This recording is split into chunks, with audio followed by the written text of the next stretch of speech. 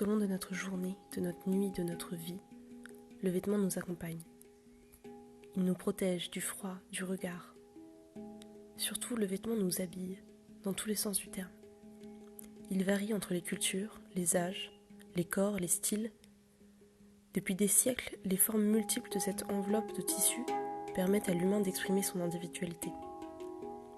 Jeanne Visserial, designer vêtements à l'ENSAD, élabore depuis maintenant 5 ans des enveloppes corporelles sur mesure, personnalisées pour leurs destinataires. Chacune de ces enveloppes n'est constituée que d'un seul et unique fil, tissé en s'inspirant du tissage musculaire humain. Cette démarche de création se tient en opposition directe à la production de masse de l'industrie de la mode et se voudrait accessible à tous ceux qui le souhaitent. Seulement, la baisse du prix de la création nécessite une baisse du temps de réalisation du vêtement et donc une automatisation. Notre projet, la tricotisseuse, est né juste ici, dans cette rencontre nécessaire entre art et science.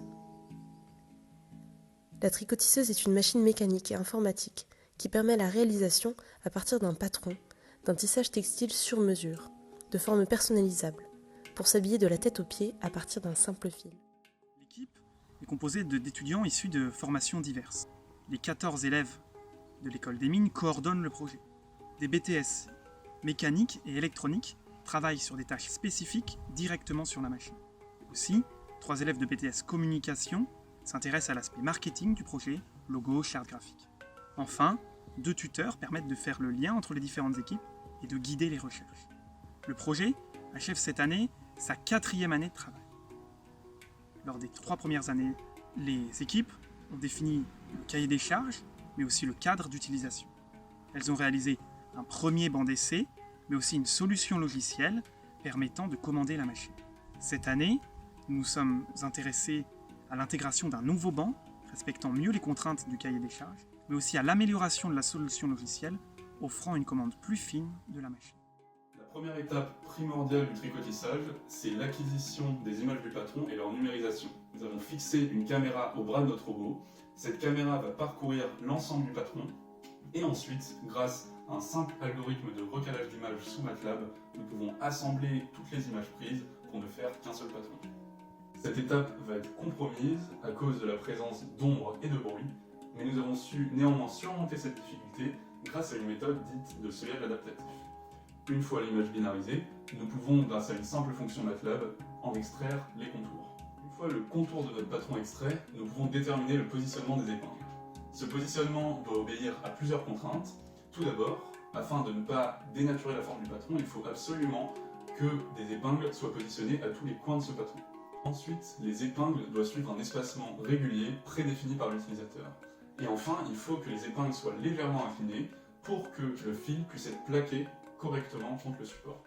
Une fois qu'on a positionné les épingles, on peut passer à la prochaine étape, déterminer le parcours de la tête de la pince autour de celle-ci.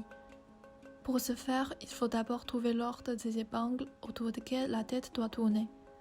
Le principe est le suivant, on fixe 2 épingles, la tête fait des allers-retours entre ces 2 épingles et tous les autres couples d'épingles, puis on en fixe 2 autres et on recommence. Plusieurs conditions doivent être respectées, notamment l'angle entre 2 segments successifs du fil doit être assez grand et le fil final ne doit pas se trouver en dehors du contour où se situent quelques fils de construction.